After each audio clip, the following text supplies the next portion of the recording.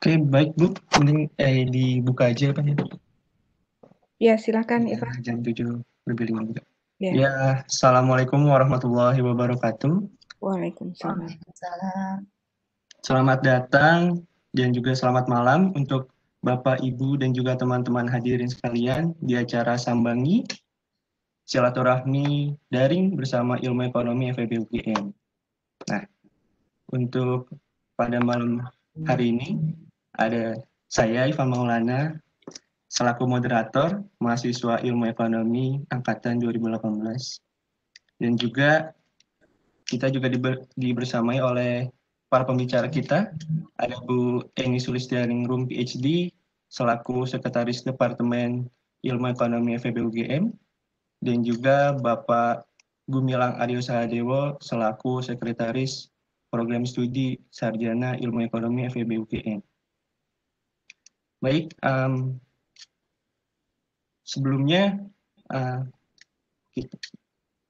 Sambangi pada malam hari ini akan membahas tentang ilmu ekonomi 101 atau mungkin pengetahuan umum apa sih ilmu ekonomi itu sebenarnya. Nah, dari temanya kita udah tahu bahwa tidak sekedar belajar koperasi dan juga debit kredit. Nah, mungkin teman-teman SMA mikirnya ilmu ekonomi itu teori, IPS, mungkin matematika atau hitung-hitungannya nggak seberapa. Nah, mungkin untuk menghindari mispersepsi itu uh, diadakannya Sambang IE ini, Sambangi untuk memperjelas semua itu biar tidak ada mispersepsi lagi. Oke, langsung dimulai saja mungkin untuk Bu Eni, sudah siap Bu? Ya, Untuk baik. Terima ini, kasih. ya, dipersilakan Bu.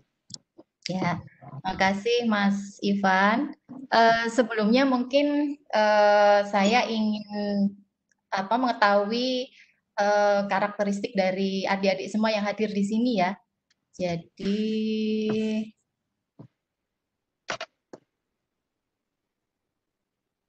disampaikan acara malam ini adalah silaturahmi daring itu bersama ilmu ekonomi.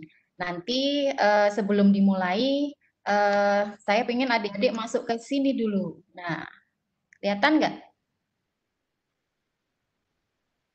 Kelihatan ya? Nah, silahkan adik-adik masuk ke www.menti.com www.menti.com. Kalau sudah masuk, masukkan kode 541666.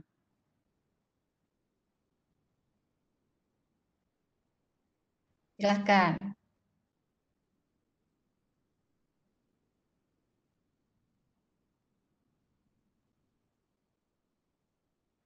Kemudian silahkan diisikan.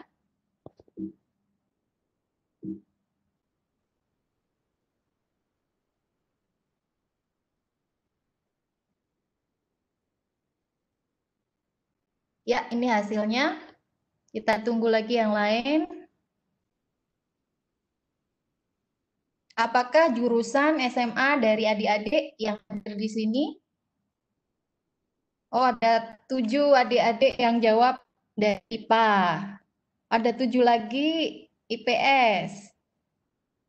Yang IPA nambah lagi jadi 9, 10. Oke, bagus. Yang bahasa nggak ada ya? Terus ada lagi.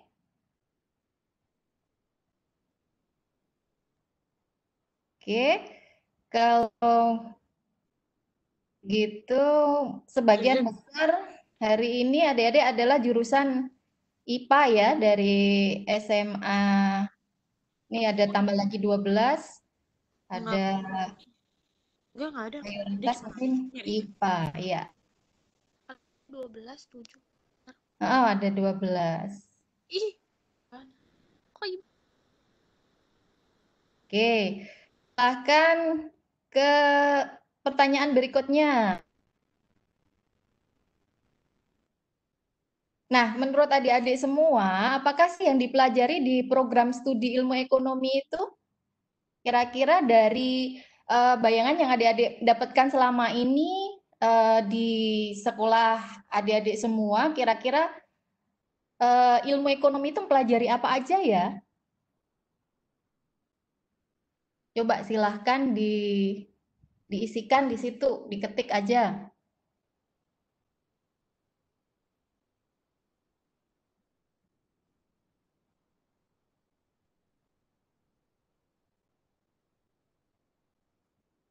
Ada yang sudah tahu, ada ekonometrika, ada statistika, ada supply demand.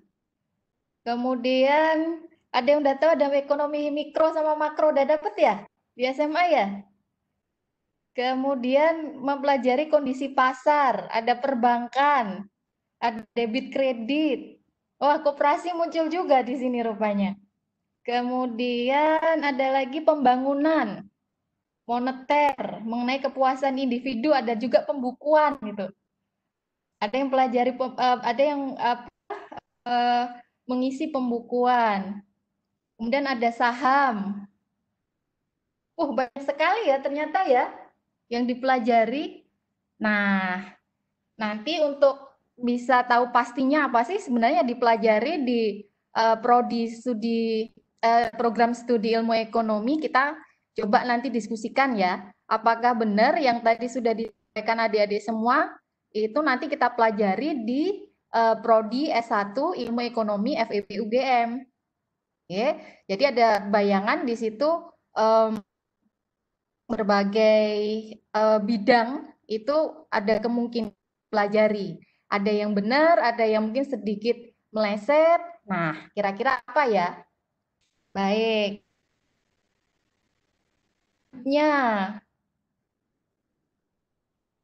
Nah, sekarang ganti kode deh. Jadi masuk lagi ke www.menti.com, kemudian masukkan kode 929073.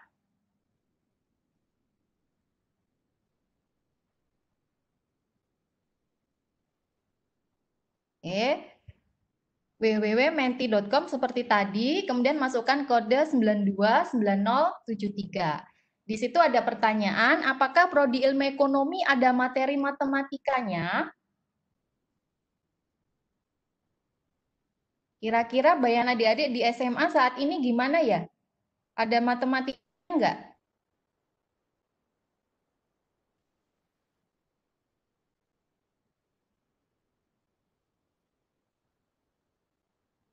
Coba silakan diisikan.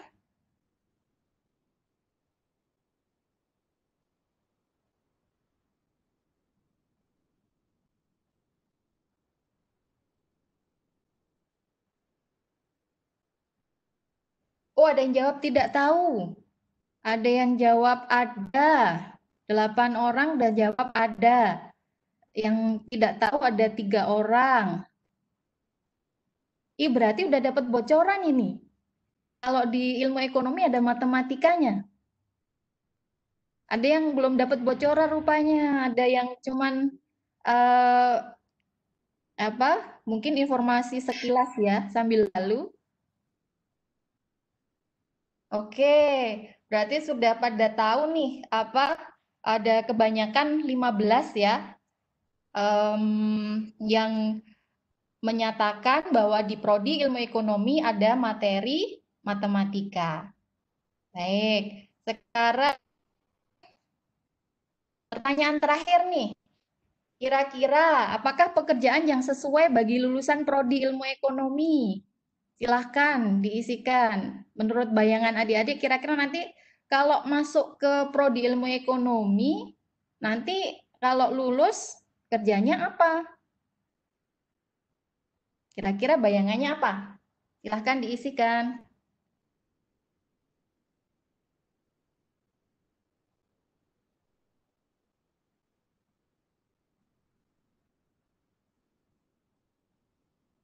Ada yang Bank Indonesia, Bank Sentral, ya itu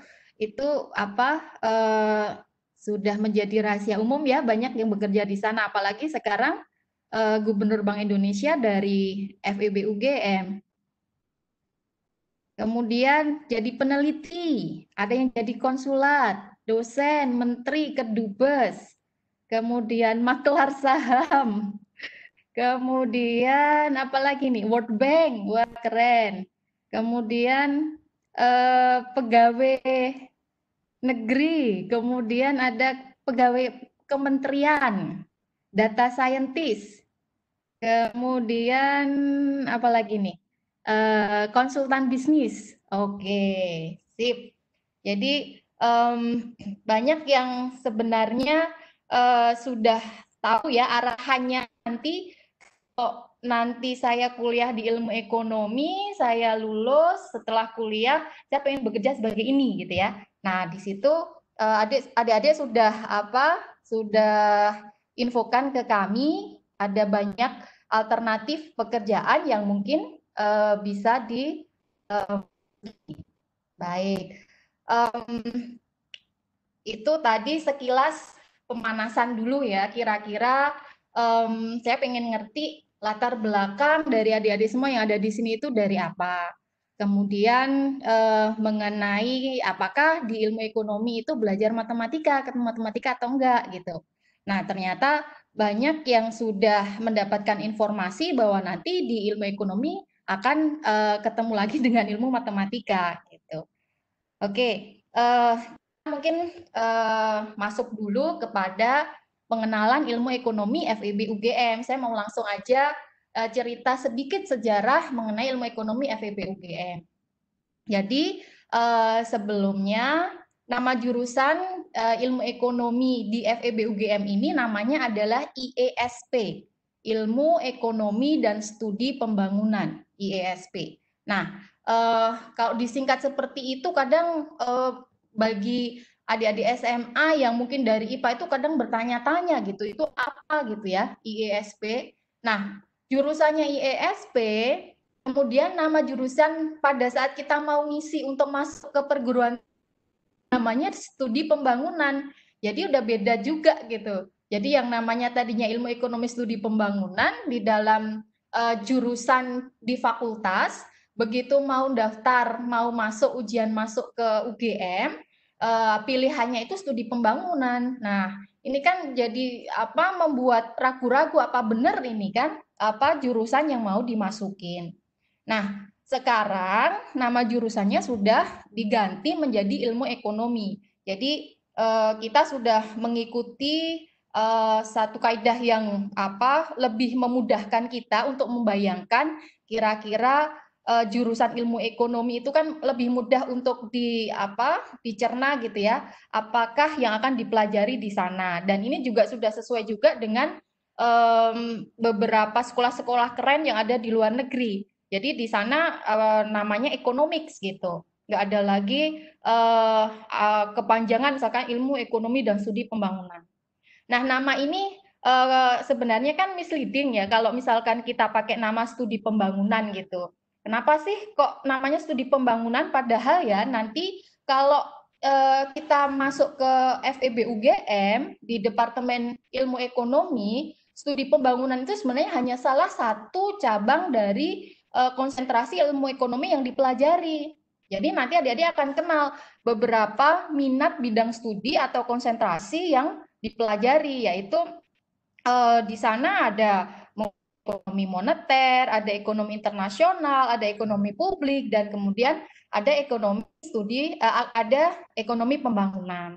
Jadi ini hanya satu bagian gitu. Nah, ketika itu dijadikan sebagai nama jurusan, ini nanti kan jadi istilahnya kalau kita di sini karena kita orang fakultas ekonomi dan bisnis istilahnya tidak sellable gitu, tidak laku untuk dijual. Apa sih yang dipelajari di pembangunan itu gitu kan? Seolah-olah yang dipelajari ada hal-hal yang terkait sama kemiskinan dan pembangunan saja. Padahal sebenarnya tidak. Jadi ekonomi itu tidak hanya berkaitan sama pembangunan sama kemiskinan saja, tetapi di sana banyak sekali yang dipelajari.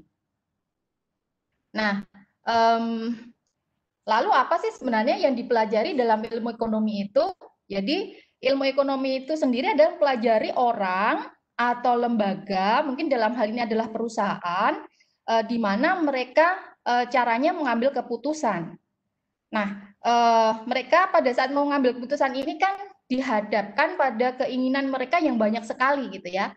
Mereka harus mengambil satu keputusan yang strategis dan penting, dan mereka dihadapkan pada keterbatasan sumber daya yang dimiliki gitu. Jadi pada kondisi yang optimal seperti apa sih yang harus kita ambil keputusannya. Jadi baik individu maupun perusahaan itu nanti kan harus mengambil keputusan. Nah, yang kemudian dihadapkan dengan sumber daya yang terbatas. Nah, dalam ilmu ekonomi sendiri itu di pelajarannya nanti akan dibagi menjadi dua bagian besar, ekonomika mikro dan ekonomika makro. Nah, selain itu nanti di prodi ilmu ekonomi kita juga akan mempelajari alat analisis. Di situ ada matematika, statistika, dan ekonometrika. Nah, mungkin perlu diketahui dulu ya, ilmu ekonomi itu memang masuk ke dalam bidang ilmu-ilmu sosial. Tetapi sebenarnya bahasa yang dipakai di dalam ilmu ekonomi itu adalah semuanya kebanyakan bahasa matematika gitu. Jadi bahasa kuantitatif. Sehingga mungkin kalau adik-adik melihat gitu ya, pemenang-pemenang Nobel yang sekarang ini meskipun dia itu bidangnya ekonomi, tapi banyak yang dari matematika, ahli statistika, bahkan mungkin dari ahli-ahli teknik gitu. Kemudian beberapa kali juga ini pengalaman pribadi ya, teman-teman saya yang mungkin sekolah S3, S2 itu S1-nya itu bahkan mungkin dari MIPA, kemudian ada yang dari MIPA statistik, matematik, atau mungkin dari teknik, dan mereka lebih gampang untuk menyesuaikan diri dengan mudah gitu ketika mempelajari ilmu yang mungkin sedikit berbeda, tidak linear yang diambil dari S1-nya. Nah, kemudian kita masuk ke sini, ekonomi mikro itu sebenarnya apa? Ekonomi mikro itu jadi ilmu ekonomi dibagi menjadi mikro sama makro. Ekonomi mikro itu apa? Ilmu ekonomi yang mempelajari perilaku individu dalam mengambil keputusan. Jadi kita mempelajari individu, perusahaan, itu bagaimana cara mereka mengambil keputusan. Kemudian apa bedanya dengan ekonomika makro? Ekonomika makro di sini adalah ekonomi yang mempelajari bagaimana perekonomian itu secara keseluruhan, as a whole gitu, secara keseluruhan. Misal nih, dalam satu wilayah, dalam satu negara, dalam satu kawasan ASEAN gitu ya. Nah, ekonomika makro ini sebenarnya lebih mudah kita lihat juga dalam mungkin berita-berita sehari-hari, seperti misalkan pergerakan tingkat suku bunga, inflasi, nilai tukar, itu kan selalu muncul dalam berita-berita setiap harinya. Sementara ekonomika makro itu lebih kepada mempelajari perilaku individu. Jadi bagaimana mereka mengambil keputusan. Nah, kemudian di sini alat analisis itu kita berikan pada saat kita belajar ilmu ekonomi, karena alat analisis ini ada sebagai alat bantu untuk memahami teori-teori yang ada di dalam ekonomika mikro dan ekonomika makro. Jadi harapannya kita bisa membaca model dari teori ekonomi mikro, dari ekonomika makro seperti itu. Nah, kenapa? Karena selama ini untuk menjelaskan teori itu lebih kepada beberapa pendekatan modeling. Bisa juga teori itu dijelaskan dengan narasi gitu. Mungkin kalau bagi adik-adik S1 itu penjelasannya lebih banyak narasi gitu ya, deskripsi. Tetapi kemudian diikuti juga semakin tinggi level pelajaran ilmu ekonomi, maka akan semakin pendekatannya semakin beragam. Jadi selain nanti akan ada lagi pendekatan secara grafis. Jadi nanti kalau kita belajar supply demand, kemudian kita belajar pasar uang, pasar barang, itu akan lebih mudah kalau menggunakan model dengan grafis. Nah, kemudian tingkatannya naik lagi, misalkan nanti adik-adik mau melanjutkan ke S2, S3, itu nanti pendekatannya bahkan hampir semuanya adalah matematis. Sehingga memang penguasaan untuk matematika, statistika, ekonometrika itu adalah sangat penting. Nah, selain ekonomika mikro, ekonomika makro tadi, dalam ekonomika mikro itu ada konsentrasi bidang minat yang lainnya juga. Di dalam ekonomika makro juga gitu ya. Jadi ada yang konvensional selama ini kita punya konsentrasi bidang minat paling tidak 4, yaitu ekonomika publik, ekonomika internasional, ekonomika pembangunan, ekonomika moneter. Ini yang tadi saya sampaikan. Jadi ekonomika pembangunan itu hanya satu bagian dari konsentrasi bidang minat yang ada dalam ilmu ekonomi. Nah, yang sebelumnya kan dijadikan sebagai salah satu sebagai nama jurusan kita gitu ya. Jadi khawatirnya adalah salah kaprah. Makanya kemudian kita ganti nama dengan ilmu ekonomi. Nah, apa sih yang dipelajari dalam ekonomika publik? Nah, ekonomika publik itu kita mempelajari bagaimana pengambilan keputusan di dalam pemerintahan. Jadi nanti kita belajar di sini tentang perpajakan, dari sisi penerimaan pemerintah, kemudian dari sisi pengeluaran pemerintah, yaitu kaitannya sama pengambilan keputusan di sektor pemerintahan. Kemudian ekonomika internasional itu adalah kaitannya sama kita mempelajari ilmu ekonomi yang ada hubungannya dengan internasional, misalkan perdagangan, ekspor, impor, nilai tukar, kemudian neraca perdagangan dan sebagainya. Sementara itu ekonomika moneter itu berkaitan sama materi yang tadi bagaimana mengendalikan inflasi dari bank sentral, kemudian bagaimana perilaku suku bunga, kemudian nilai tukar dan sebagainya. Itu ada di ekonomika moneter. Sementara ekonomika pembangunan itu lebih kepada tadi bagaimana kita belajar mengenai bagaimana sektor pembangunan itu bisa berjalan. Termasuk mungkin di sini ada nanti berkembang lagi menjadi ada ekonomika kemiskinan. Nah, dalam perkembangannya ilmu ekonomi itu kemudian melakukan semacam interaksi gitu ya dengan beberapa bidang keilmuan yang lainnya. Jadi misalkan nih, semakin ke sini ilmu ekonomi berinteraksi dengan ilmu kesehatan misalkan. Maka nanti kita akan pelajari yang namanya ekonomika kesehatan. Kemudian ilmu ekonomi berinteraksi dengan misalkan mengenai ilmu pendidikan. Jadi nanti ada ekonomika pendidikan. Kemudian ilmu ekonomi berinteraksi dengan matematika yang sangat advance gitu. Nah, di sini nanti kita akan belajar mengenai teori permainan atau game teori. Ilmu ekonomi berkaitan sama misalkan pasar ketenaga kerjaan. Nah, ini nanti kita akan belajar ke ekonomika ketenaga kerjaan. Kemudian ada lagi ekonomika kriminalitas. Nah, ini ilmu ekonomi dikaitkan dengan masalah-masalah kriminal. Nah, kebetulan di UGM ini ada pakarnya, yaitu Pak Kadepita sendiri, Pak Rimawan. Beliau ahli dalam ekonomika kriminalitas di sini. Katanya ini kaitannya sama hal-hal yang reket-reket gitu. Kalau reket-reket bagianku gitu katanya. Yaitu ekonomika kriminalitas.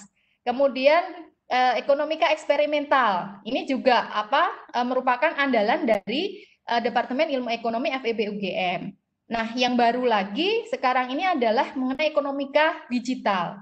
Nah, ini kaitannya sama ilmu ekonomi dan perkembangan digitalisasi saat ini, berkaitan sama misalkan penggunaan online untuk perdagangan, kemudian untuk komunikasi, untuk bisnis dan sebagainya.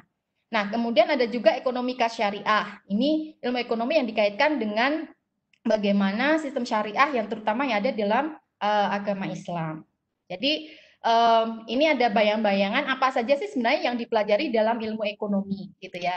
Jadi tadi sudah banyak yang betul bahwa memang kalau kita belajar ilmu ekonomi kita butuh matematika gitu ya sebagai bahasa yang membantu kita untuk belajar ilmu ekonomi. Kemudian maka dari itu mungkin memang adik-adik yang dari IPA itu mungkin sudah menang duluan karena dia sehari-hari adalah sudah berkutat dengan kuantitatif. Tetapi adik-adik yang dari IPS jangan kecil hati gitu ya.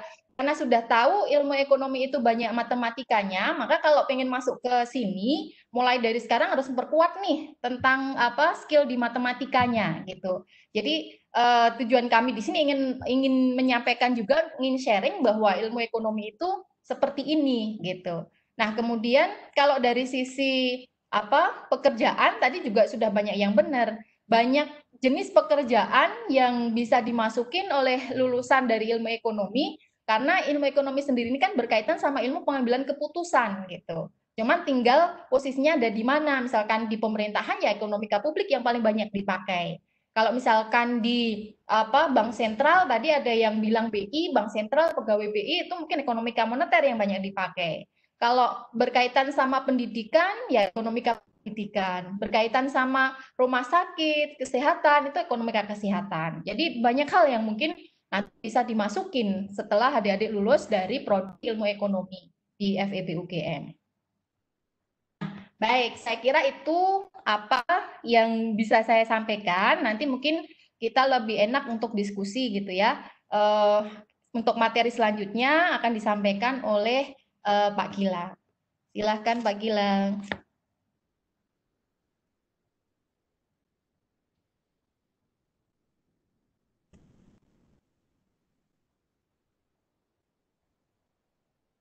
Oke, terima kasih sekali Ibu Eni, terima kasih sekali Ivan, selamat malam adik-adik semua, Assalamualaikum warahmatullahi wabarakatuh.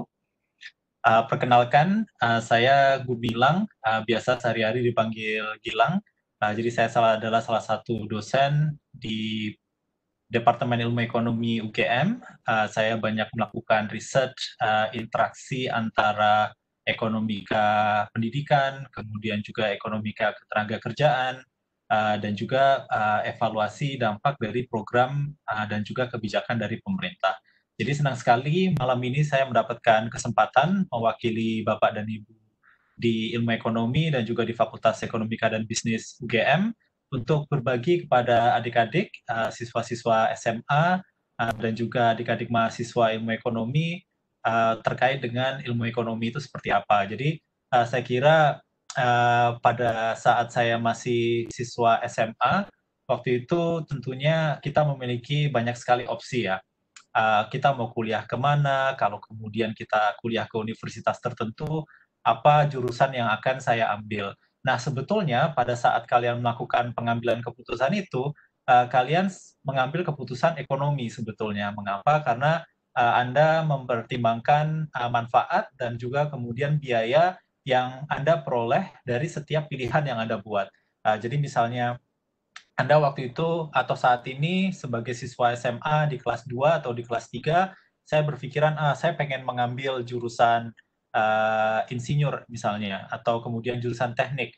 Dengan harapan nanti Anda bisa mendapatkan gelar insinyur, bekerja di sebuah perusahaan dengan gaji misalnya 15 juta per bulan, dan seterusnya. Nah, tapi kalau kemudian saya misalnya memilih untuk menjadi ekonom, mungkin saya bekerja di perusahaan pemerintah, gaji saya di perusahaan atau kemudian di pemerintah, dan gaji saya kemudian 8 juta per bulan. Nah, di situ kalian sebetulnya sudah melakukan pengambilan keputusan secara ekonomi, mempertimbangkan pilihan-pilihan yang Anda peroleh. Nah, tentunya nanti seiring kalian belajar ilmu ekonomi, kalian akan lebih memahami bagaimana caranya menelaah lebih dalam pilihan-pilihan tersebut. Jadi hari ini saya mencoba untuk mengajak adik-adik, siswa-siswa SMA, kemudian juga rekan-rekan mahasiswa di sini untuk lebih memperdalami mengapa kita belajar ilmu ekonomi. Saya kira tadi yang sudah disampaikan Ibu Eni melanjutkan, pertama kali yang biasanya kita pelajari pada saat kita belajar ilmu ekonomi itu adalah memahami mengapa suatu negara itu lebih maju dibandingkan dengan negara yang lainnya. Jadi kalau kita ambil konteks Indonesia, misalnya mengapa daerah itu ada yang maju atau kemudian ada daerah yang miskin. Apa faktor-faktor yang mendorong perbedaan dari daerah-daerah yang maju dengan daerah-daerah yang miskin. Kita akan pelajari bahwa ternyata modal kapital itu sangat penting. Salah satu bagian dari modal kapital yang penting itu adalah human capital atau modal kapital manusia seperti misalnya pendidikan, kemudian kesehatan. Kita juga akan belajar bahwa teknologi itu ternyata memiliki peran yang cukup penting dalam memajukan perekonomian. Nah, tetapi semua itu tidak datang dari langit. Kita harus melakukan investasi. Jadi kita sebagai individu, kita belajar, kemudian kita meluangkan waktu kita untuk mendapatkan ilmu, dan disitulah kemudian muncul investment yang nantinya akan membentuk modal kapital. Dan kita melihatnya ini adalah secara agregat, secara makro. Kemudian selain itu kita juga belajar bagaimana misalnya faktor-faktor yang mempengaruhi pergerakan nilai tukar rupiah dan apa konsekuensi dinamika nilai tukar terhadap perekonomian Indonesia. Tadi Bu Eni sudah menyebutkan bahwa adik-adik atau rekan-rekan yang tertarik untuk belajar ekonomika internasional atau kalian tertarik dengan ekonomika moneter, maka suatu hari kalian akan belajar tentang bagaimana misalnya nilai tukar, dinamika nilai tukar dan faktor-faktor yang mendorongnya. Ini juga salah satu bagian dari analisis yang bisa kita lakukan secara makro. Nah, tetapi tadi seperti yang sudah disampaikan Ibu Eni, analisis yang kita lakukan itu tidak hanya terbatas pada analisis yang sifatnya itu adalah makro atau agregat.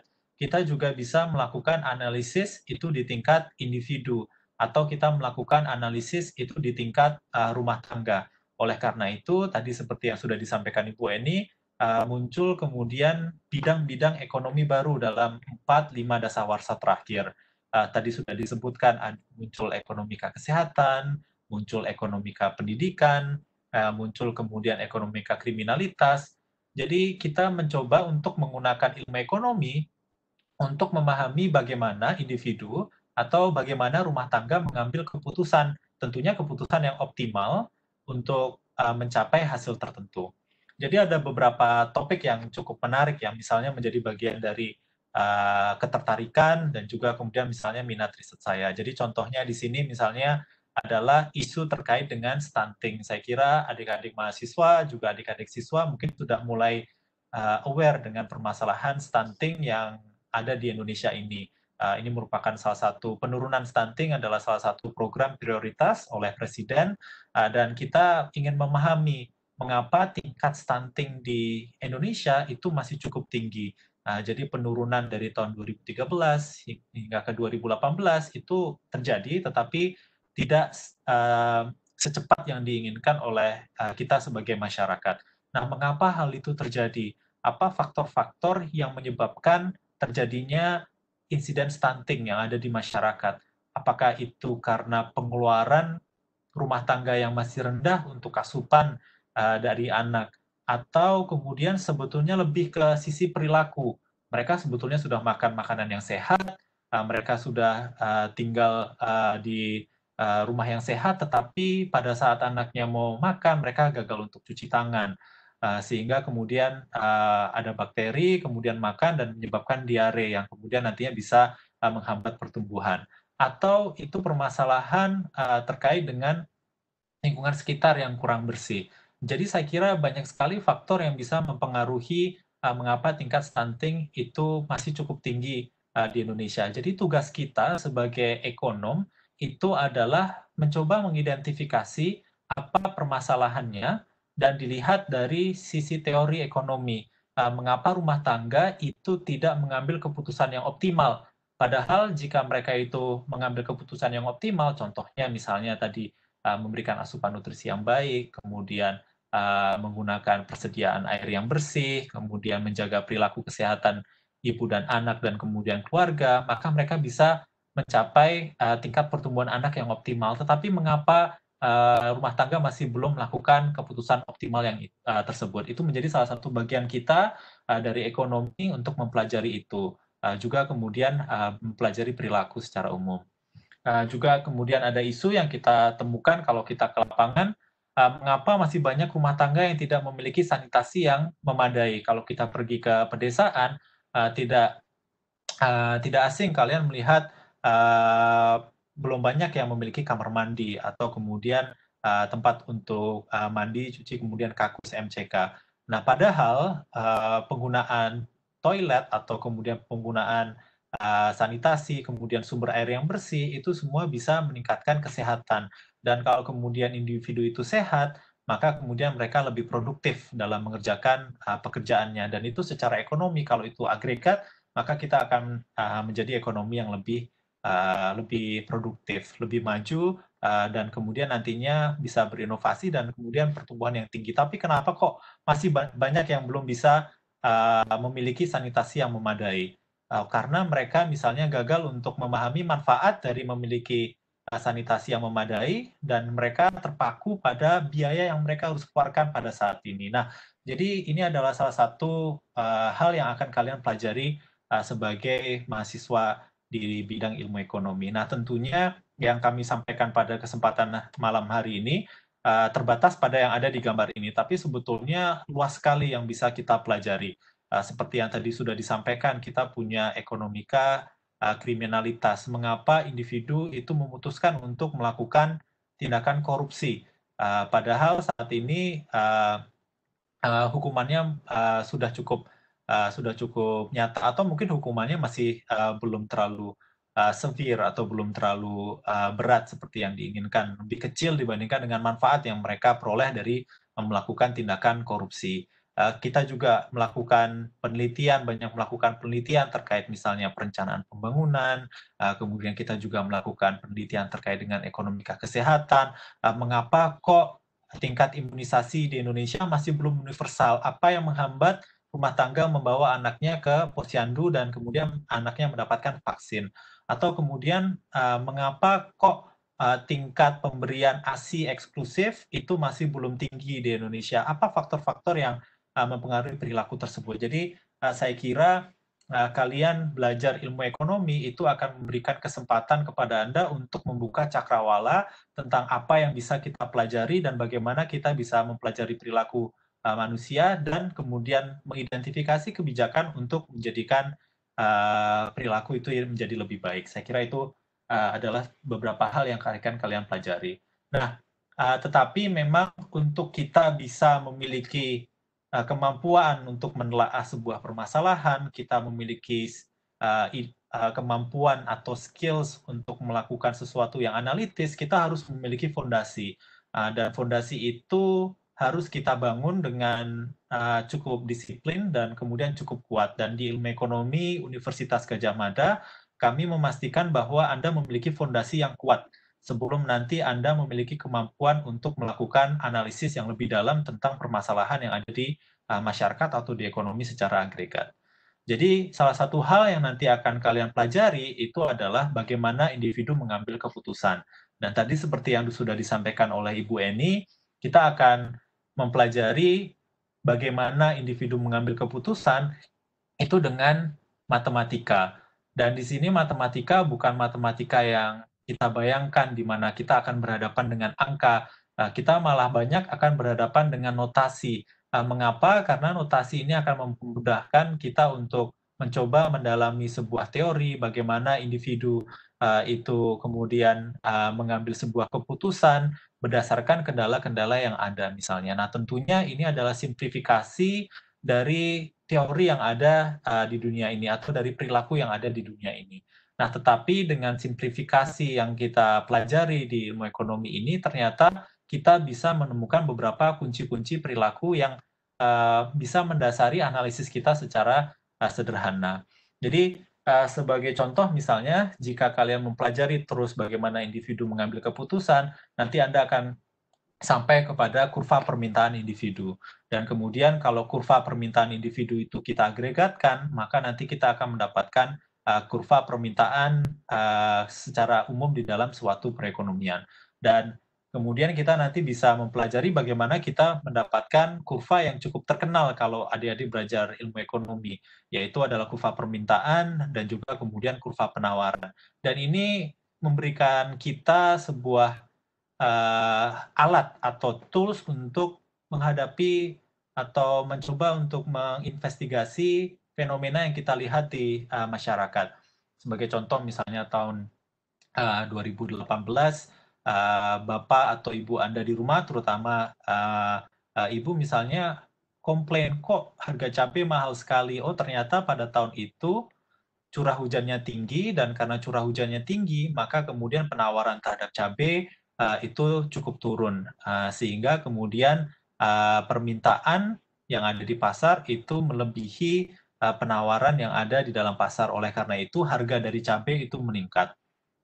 Sebaliknya, sekarang pada saat pandemi COVID-19 ini, kita bisa membayangkan bahwa wisatawan turun, mahasiswa pada kembali ke kampung halamannya masing-masing, maka kemudian permintaan terhadap cabai oleh misalnya warung, oleh kemudian rumah makan, oleh kemudian industri penghasil botol saus cabai dan seterusnya, itu turun cukup drastis. Dan kemudian karena ini turun, maka kemudian harga dari cabai itu turun, cukup kontras dengan situasi yang kita hadapi misalnya pada tahun 2018. Nah, jadi pada akhirnya nanti ilmu ekonomi akan mencoba untuk melatih Anda untuk menghadapi fenomena-fenomena yang ada di pasar dengan tools-tools yang tersedia.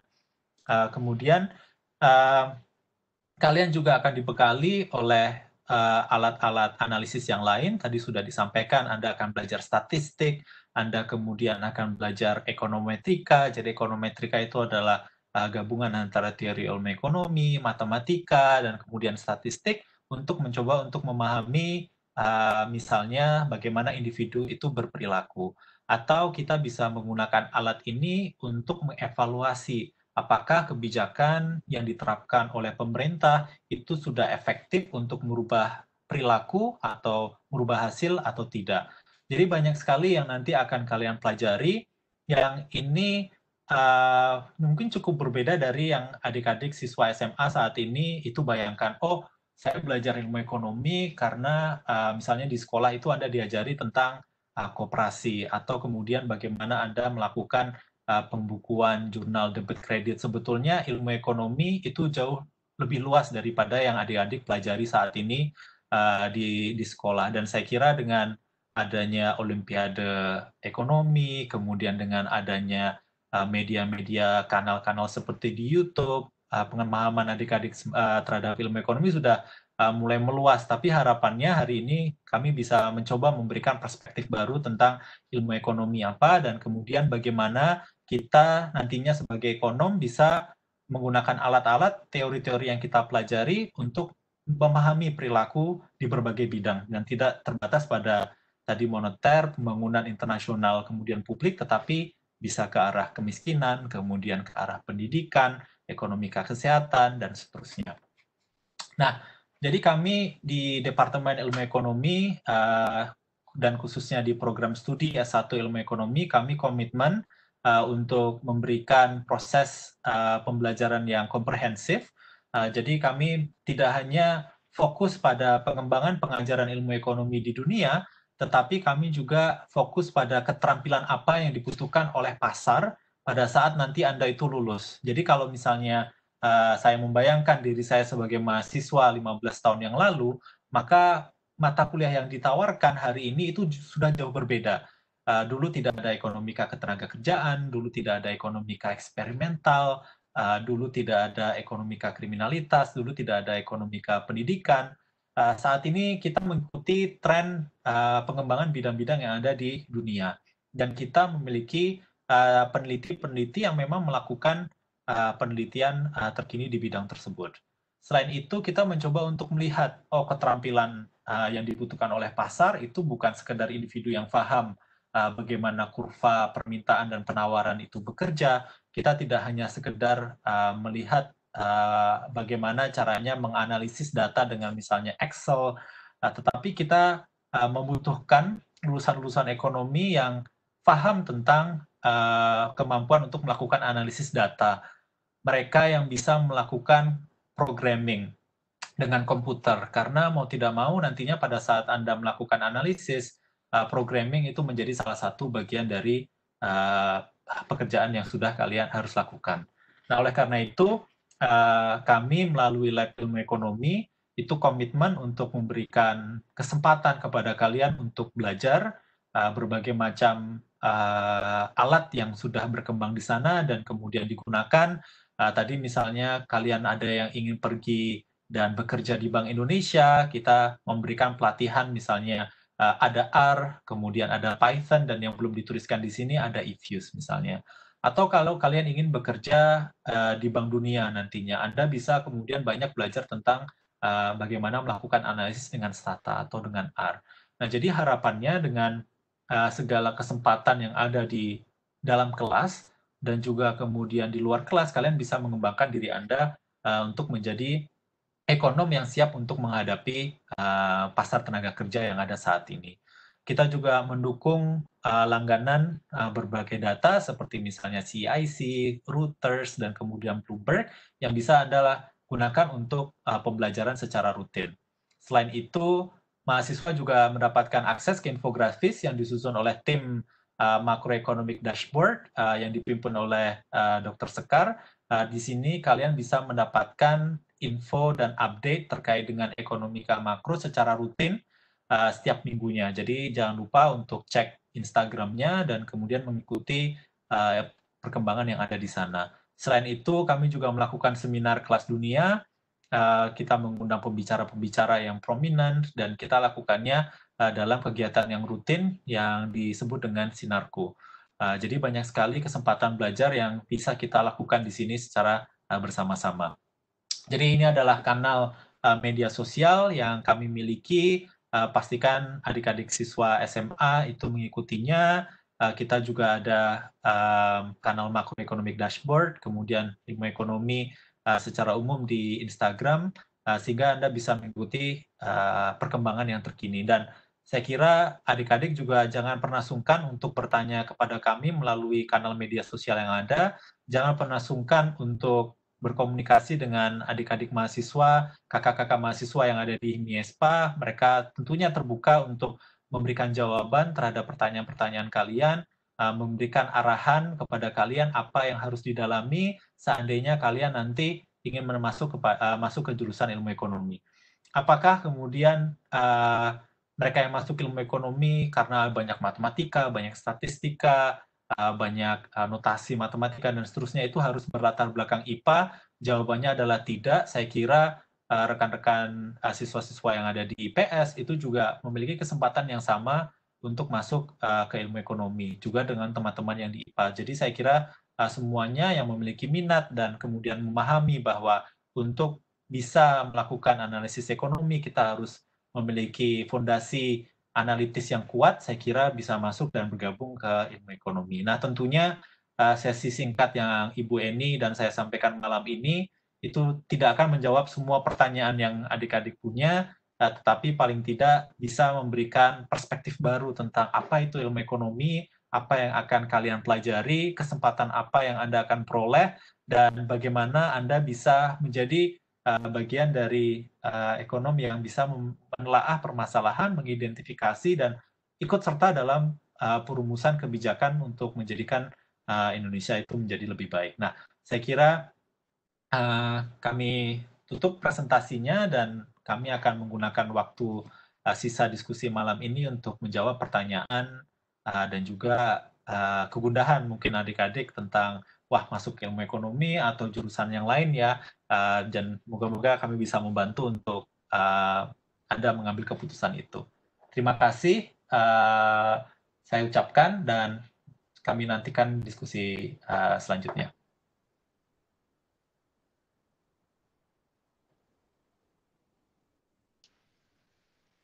Baik, terima kasih atas pemaparan materi dari Bu Eni dan juga Pak Gilang.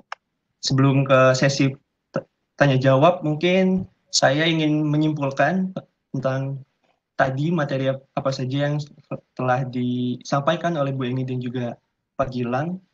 Jadi dulu ilmu ekonomi UGM ini namanya ISP, Ilmu Ekonomi Studi Pembangunan. Tapi studi pembangunan ini dinilai misleading dan sebenarnya pembangunan hanya bagian dari ilmu ekonomi itu sendiri. Dan juga dinilai kurang menjual. Nah, setelah itu di ilmu ekonomi juga dibedakan menjadi ekonomikal makro, mikro, dan juga kita menggunakan alat analisisnya dengan matematika dan juga statistika ataupun ekonometrik. Nah, dari ekonomika mikro dan makro dibagi lagi menjadi konsentrasi ekonomika publik, ekonomika internasional, moneter, dan juga pembangunan. Dan ilmu ekonomi juga berinteraksi dengan ilmu-ilmu yang lain, sehingga melahirkan konsentrasi baru seperti ekonomika kemiskinan, kesehatan, dan juga pendidikan, dan juga masih banyak lagi ilmu-ilmu ekonomi lainnya. Dan mengapa kita harus belajar ilmu ekonomi? Karena kita untuk memahami dan juga mengambil keputusan dengan baik gitu kan. Dan kita juga ilmu ekonomi bertugas untuk mengidentifikasi permasalahan yang ada dengan menganalisisnya dengan teori ekonomi. Nah, teori ekonomi ini nanti dianalisisnya dengan bantuan analisis statistik dan juga matematik. Nah, di ilmu ekonomi UGM sendiri telah mengembangkan pendidikan ilmu ekonomi berkelanjutan dengan memahami keterampilan apa yang dibutuhkan pasar dan juga pengembangan pengajaran ilmu ekonomi di berbagai negara. Nah, sehingga menghasilkan pengembangan kurikulum ilmu ekonomi yang berkelanjutan tadi. Nah, keterampilan yang dibutuhkan pasar disediakan oleh ilmu ekonomi UGM dengan memberikan data analytical skill dengan pelatihan R, Stata, dan juga Python. Nah, serta ilmu ekonomi juga memberikan pelayanan seperti seminar di Sinarku dan juga langganan data CEIC dan juga infografis di Macroeconomics Dashboard. Oke, mungkin itu saja kesimpulannya. Saya lihat dulu ternyata sudah ada ya pertanyaan dari adik-adik sekalian, teman-teman SMA mungkin ya. Nah, berarti langsung dibuka aja untuk sesi tanya jawab. Pertanyaan pertama datang dari Dimas Prakoso. Malam, Bu, kalau behavioral economics masuknya yang manakah? Oke, Bu Eni atau Pak Gilang mungkin bisa menjawab pertanyaan dari Dimas Prakoso. Langsung aja ya? Iya, langsung aja, Bu. Ya, oke. Kalau behavioral economics ini sebenarnya salah satu ahlinya Pak Gilang ini juga nih. Jadi mungkin Pak Gilang bisa menambahkan lebih jelas kira-kira apa yang dipelajari di sana ya. Tapi intinya behavioral economics itu adalah lebih kepada teori ekonomi mikro. Jadi di sana kita akan mencoba untuk mempelajari bagaimana satu pengambilan keputusan dari dari seorang individu gitu ya. Kemudian bagaimana konsekuensinya terhadap mungkin apa yang diambil, mungkin harga pasar atau mungkin laba atau mungkin alokasi sumber daya, karena kan ekonomi itu berkaitan sama sumber daya yang terbatas, tetapi kita harus mengambil keputusan yang strategis. Nah, ini kita bisa melihat kira-kira bagaimana psikologis dari seorang individu, kemudian emosinya, kemudian mungkin perilakunya gitu ya, yang tentunya adalah ini lebih kepada teori ekonomika mikro. Jadi nanti model perilaku, kemudian konsep, metode, dan sebagainya, itu lebih kepada bagaimana seorang individu itu mengambil keputusan. Nah, monggo ini Pak Gilang mungkin bisa menambahkan. Ya, terima kasih Bu Eni. Jadi ilmu ekonomi itu sudah mengalami atau melalui perjalanan yang cukup panjang ya, hingga kemudian dalam beberapa dekade terakhir itu kita memiliki bidang khusus yang saat ini sudah terkenal disebut dengan ekonomika keperilakuan atau behavioral economics. Jadi sharing sedikit tentang sejarah ya. Jadi dulu pada saat ilmu ekonomi itu berkembang sebagai sebuah bidang, itu kita betul-betul fokus secara aksiomatik itu untuk memahami bagaimana individu itu berperilaku itu dengan menggunakan misalnya aksioma-aksioma matematis. Dan kita pada waktu itu cukup terpisah dari misalnya psikologi, di mana individu itu sebetulnya memiliki beberapa keterbatasan pada saat mereka mengambil keputusan.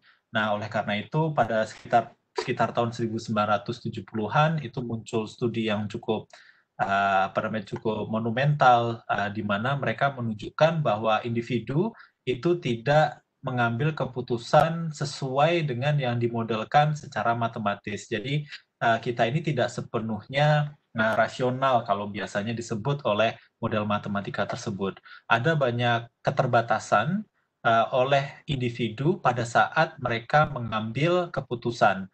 Tadi saya sudah mencoba untuk memberikan contoh sederhananya. Kalau misalnya ternyata seorang ibu misalnya dengan memberikan ASI secara eksklusif, maka dia bisa meningkatkan misalnya kesehatan dari si anak, atau kemudian mereka bisa meningkatkan imunitas dari si anak itu dan juga meningkatkan gizi dari anak itu di jangka panjang. Tetapi mengapa kok masih banyak ibu atau kemudian orang tua yang tidak mendorong untuk melakukan ASI eksklusif? Oh, karena pada saat mereka memutuskan untuk tidak melakukan ASI eksklusif, mungkin mereka menghadapi keterbatasan tentang manfaat dari ASI itu sendiri.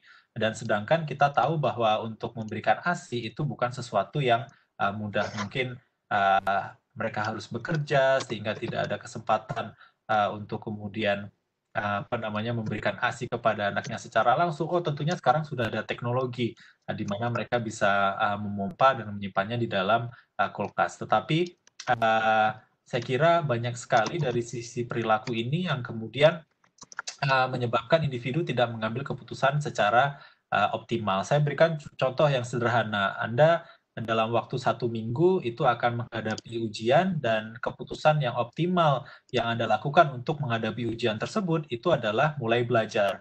Tetapi kemudian Anda menunda belajarnya hari ini, Anda tunda besok.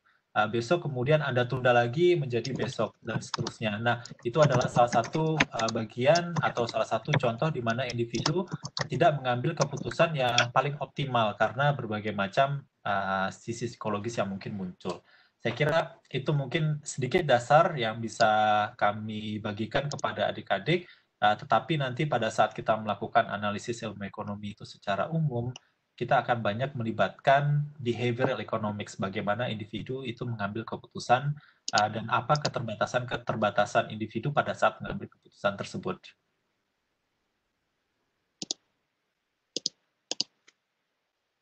Oke, baik.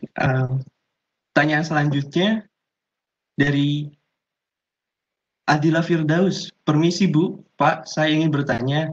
Banyak orang bilang bahwa ilmu ekonomi UGM itu condong ke ekonomi kerakyatan. Sebenarnya ekonomi kerakyatan itu seperti apa ya? Dan apa benar bahwa IE UGM condong ke ekonomi kerakyatan tersebut? Monggo Ibu Weni dan juga Pak Gilan.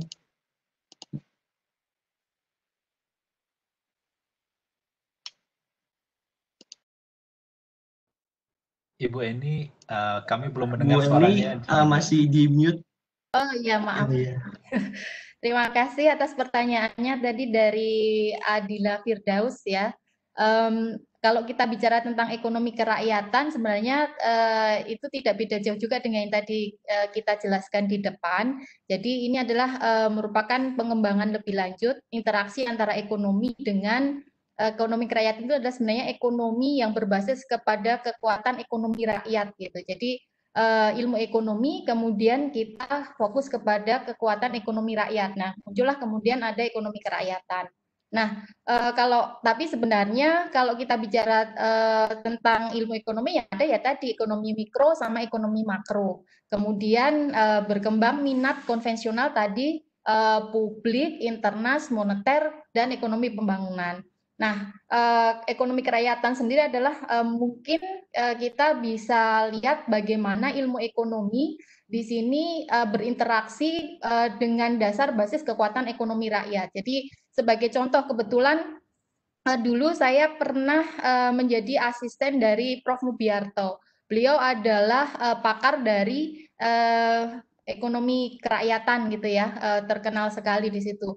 Nah, kami diajak untuk kenal lebih dekat itu dengan ekonomi rakyat dengan cara setiap materi atau kuliah. Jadi ada kuliah namanya Perekonomian Indonesia di Departemen Ekonomi pada saat itu. Ekonomi Indonesia yang diampu oleh Prof. Mubi ini dibawalah turun ke lapangan. Jadi ada semacam survei kecil-kecilan kunjungan ke satu desa. Nah, di sana kita diminta untuk mengobservasi. Nah, pada saat itu kebetulan yang kita jadikan topik itu adalah mengenai Raskin, program beras miskin. Nah, kita dibawa ke satu desa di Puncak Suroloyo di daerah Kulon Progo. Nah, di sana kita diminta untuk mengobservasi bagaimana kondisi keadaan masyarakat di situ, kemudian bagaimana kondisi perekonomiannya, kemudian apakah Raskin itu membantu kesejahteraan rakyat pada saat itu atau tidak. Nah, kemudian setelah kita pulang kita diminta membuat laporan, kemudian menganalisis, mempresentasikan apa implikasi kebijakan dan sebagainya. Nah, mungkin ini yang dipelajari atau disentuh di Departemen Ilmu Ekonomi pada saat itu. Nah, kalau sekarang ini sebenarnya kita juga bisa masukkan ke dalam misalkan program KKN gitu ya, kuliah kerja nyata dari adik-adik itu yang kemudian kita tempatkan juga di desa-desa. Kemudian ada juga materi mata kuliah yang mungkin lebih ke pedesaan, itu adalah ekonomika perdesaan. Jadi memang kalau dibilang apakah UGM itu ekonomi kerakyatan, ya dari sisi pengajaran yang disampaikan sebenarnya kita adalah penguatan dari penguasaan teori yang kemudian dilengkapi dengan tools atau alat analisis yang kuat. Nah, selanjutnya adalah lebih kepada menggabungkan ilmu ekonomi teori yang kita kuasai dengan bidang-bidang seperti kesehatan, pendidikan, dan juga ekonomi kerakyatan. Nah, kebetulan memang di situ kemudian dikembangkan pada ekonomi yang berbasis rakyat yang ada di desa. Jadi mungkin itu yang bisa saya sampaikan. Monggo Pak Gilang kalau mau menambahkan. Sudah Ibu Eni? Baik,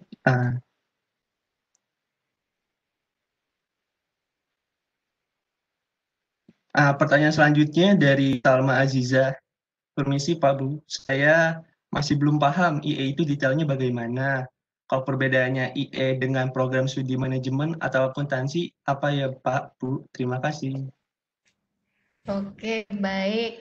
Jadi siapa yang bertanya tadi? Dari Salma Azizah, Bu. Oh, Adik Salma Azizah ya. Jadi apa sih bedanya? Nah, memang Fakultas Ekonomi itu kan ada 3, istilahnya kita gampangnya jurusan gitu ya. Ya, untuk yang mungkin lebih familiar di adik-adik SMA. Ada jurusan ilmu ekonomi, ada jurusan akuntansi, ada jurusan manajemen. Nah, ilmu ekonomi itu sebenarnya tadi ya, kita mempelajari bagaimana ada pengambilan keputusan secara individu maupun secara agregat gitu ya, yang di level ekonomika makro. Nah, itu mungkin lebih banyak kekaitannya pada supply sama demand, harga, kontrol inflasi dan tingkat suku bunga dan sebagainya. Sementara kalau yang akuntansi ya itu yaitu ilmu yang pelajari pada kaitannya sama keuangan gitu ya. Ada debit, kredit, kaitannya sama keuangan. Nah, kalau yang manajemen itu lebih kepada bagaimana cara pengelolaan atau pengambilan keputusan di satu perusahaan.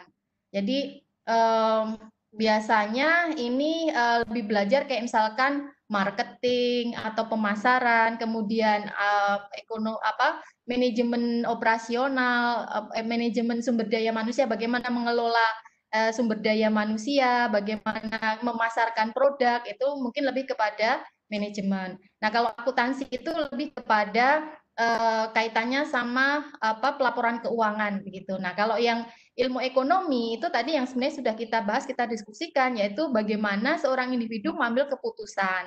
Nah, untuk mengambil keputusan itu kan harus dibekali banyak teori, banyak ilmu pengetahuan gitu ya, yang mungkin bisa dipakai sebagai dasar pengambilan keputusan.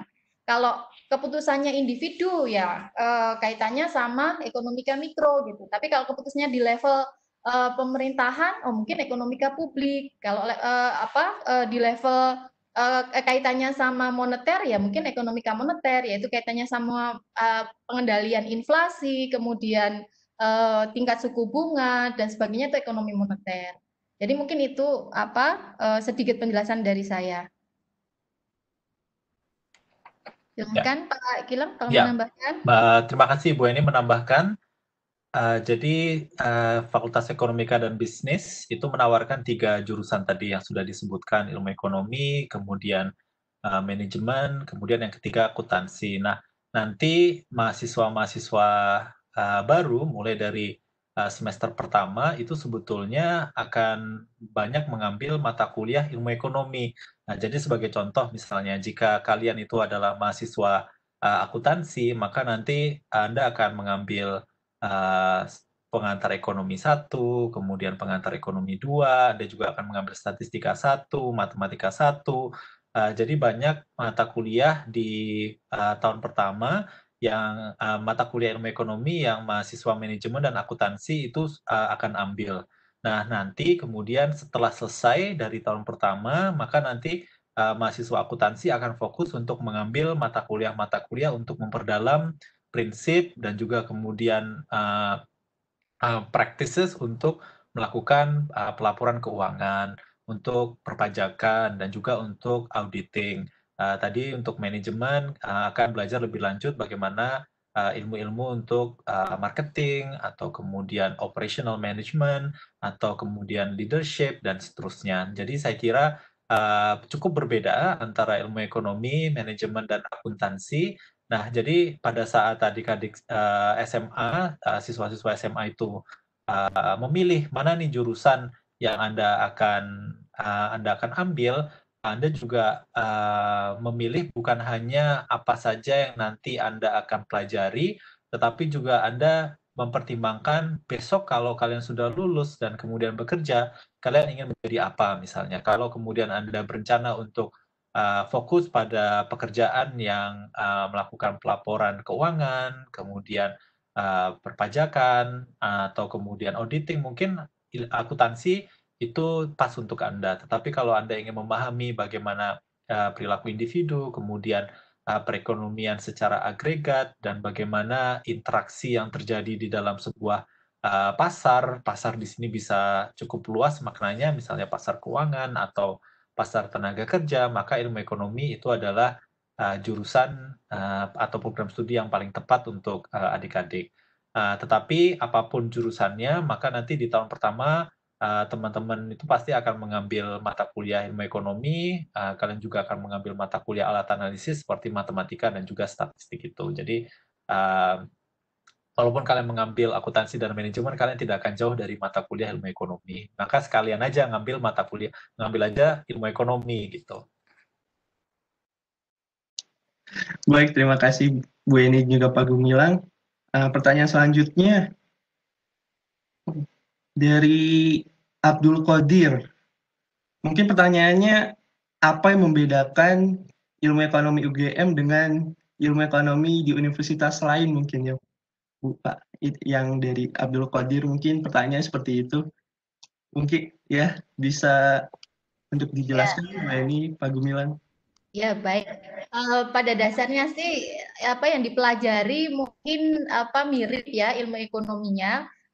Teori dasarnya mikro makro pasti di mana-mana sama, alat analisisnya.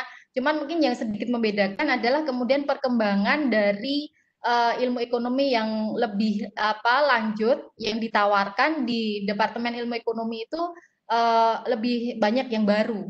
Jadi kayak misalkan ekonomika pendidikan, ekonomika kesehatan, ekonomika eksperimental, kemudian ada game teori, ekonomika kriminalitas, itu kita lebih banyak menawarkan materi atau mata kuliah yang mungkin di jurusan atau di departemen lain di luar UGM itu tidak ditawarkan, tapi di tempat kita itu ditawarkan.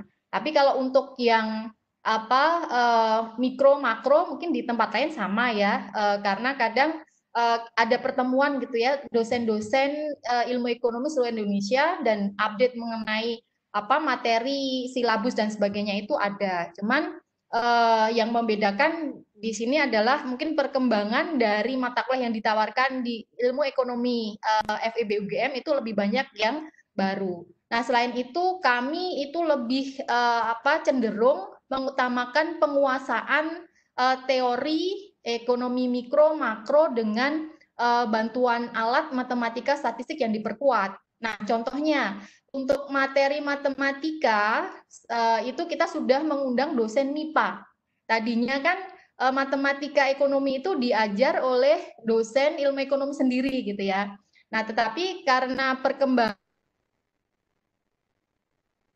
alumni yang kemudian mereka itu melanjutkan studi di luar, ternyata keteteran dengan penguasaan matematika kuantitatifnya, maka kita mendesain kurikulum yang lebih supaya lebih kuat gitu, lebih baru dengan mendatangkan dosen MIPA matematika sebagai pengajar matematika ekonomi. Nah, ada lagi yang baru lagi adalah matematika logika. Kita juga menawarkan itu. Tujuannya adalah membekali adik-adik mahasiswa yang nanti akan belajar ke materi yang lebih advance itu lebih mudah gitu. Jadi di awal mungkin sedikit lebih kesulitan kerja keras gitu ya untuk belajar matematika logika dan matematika ekonomi karena dia dari MIPA, tetapi selanjutnya akan lebih rileks gitu karena kita sudah paham mengenai alat atau bahasa yang akan dipakai untuk membaca di teori yang lebih advance. Mungkin itu Mas Ivan. Ya, menambahkan Ibu Eni, jadi ini pertanyaan dari Abdul Qadir itu salah satu bagian dari keputusan individu ya, atau keputusan ekonomi yang individu itu akan buat, seperti yang kalian saat ini lakukan. Kalian semua menimbang mana nih mau masuk ke mendaftar ke universitas mana, ke jurusan mana. Anda harus mempertimbangkan banyak hal seperti misalnya biaya hidup, kemudian juga nanti kelancaran dari studi, kemudian prospek bekerja, kemudian networking dengan sesama, itu semua akan menjadi elemen-elemen dalam pengambilan keputusan tersebut. Nah, seandainya misalnya kita akan fokus pada kualitas pembelajaran, maka saya akan merekomendasikan Anda untuk mengambil ilmu ekonomi di Universitas Gadjah Mada. Selain yang tadi Ibu Eni sudah sampaikan, kami betul-betul mencoba untuk mengintegrasikan kebutuhan yang ada di pasar tenaga kerja itu ke dalam tidak hanya mata kuliah yang kami tawarkan, tetapi juga dalam bentuk kegiatan-kegiatan di luar kelas seperti yang diselenggarakan oleh laboratorium ilmu ekonomi, pelatihan terkait tentang data analytical skills. Kemudian kita juga melakukan pembaharuan kurikulum itu dengan cukup rutin.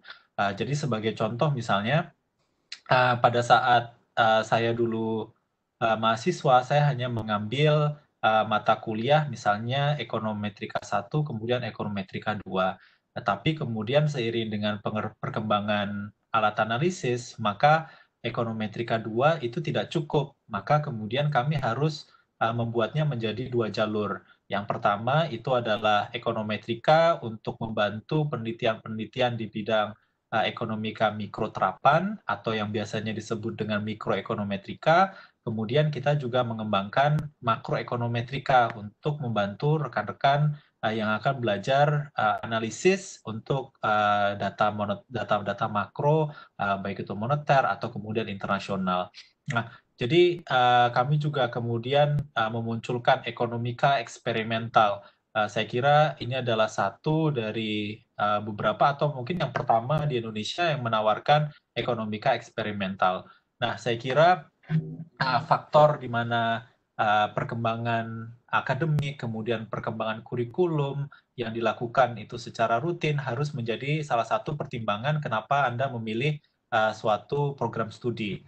Dan kemudian juga kegiatan-kegiatan yang ditawarkan di luar kuliah dan bagaimana kegiatan itu sebetulnya terintegrasi untuk mencapai capaian pembelajaran dan untuk membentuk skill-skills yang mumpuni untuk mahasiswa, dan itu adalah salah satu alasan mengapa Anda harus memilih ilmu ekonomi Universitas Gadjah Mada, seperti itu.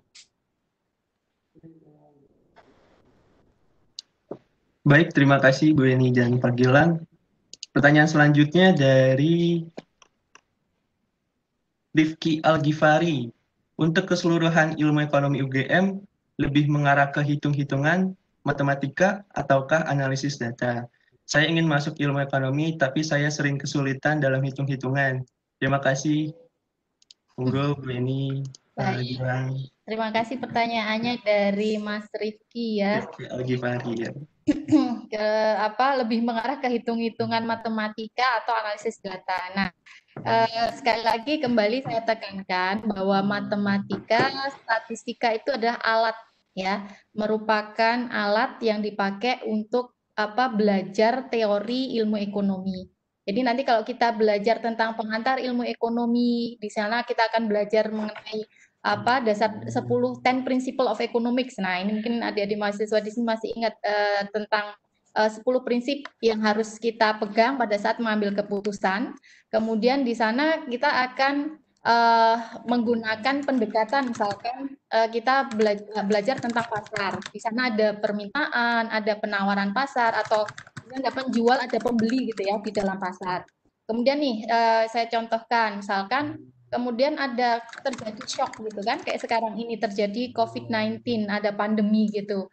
Nah, coba kita diminta untuk menganalisis nih kondisi pasar pasar beras atau mungkin pasar pakaian atau apa itu seperti apa akibat adanya pandemi seperti sekarang ini. Nah, kalau nanti adik-adik menjelaskan dengan kata-kata itu mungkin orang yang tidak belajar ekonomi itu akan bingung gitu ya, bulat gitu ya. Nah, ketika misalkan karena saya sering mendapat jawaban ketika ada ujian gitu, jawabnya pakai kata-kata, pakai narasi. Jadi ketika ada shock misalkan pandemi seperti ini, maka akan menaikkan ini, akan seperti ini dan seterusnya. Nah, ini bulat gitu. Nah, akan lebih mudah kalau kemudian analisis itu menggunakan model. Dimodelkan gitu ya. Ini tujuannya adalah untuk menyederhanakan kasus yang ada di dunia nyata, yaitu kita bisa pakai model matematika. Misalkan dimodelkan yang namanya permintaan pasar adalah dimodelkan dengan demand, ID gitu. Yang namanya penawaran pasar adalah misalkan QS, yang namanya harga adalah P. Nah, ketika kemudian tadi kita modelkan seperti Pak Kiai sampaikan tadi dinotasikan gitu ya. Ada notasi Q, ada notasi P, Q adalah jumlah barang yang diminta, P adalah harga. Ini orang akan bayangkannya lebih mudah. Jadi semacam menyederhanakan yang kelihatannya itu sangat kompleks gitu ya. Anda diminta untuk analisis dampak pandemi pada pasar beras gitu. Nah, kan bayangannya macam-macam nih, menulisnya pengen kemana-mana. Nah, kalau kita sudah modelkan ke matematik, kemudian dimodelkan dengan grafik, itu akan menjadi lebih sederhana. Ketika menjelaskan ke orang lain yang tidak belajar matematik, itu juga akan menjadi lebih mudah dipahami gitu.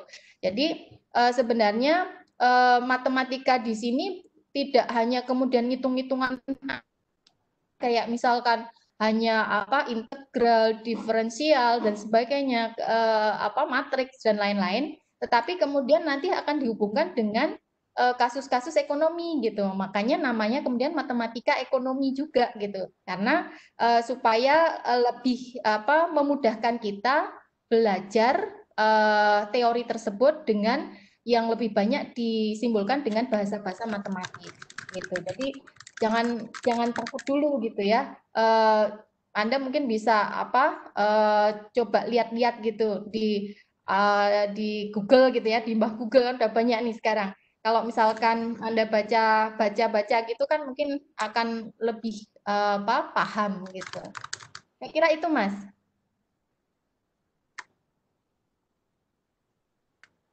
Ya, cukup singkat saja tambahan saya untuk menjawab pertanyaan Rifki.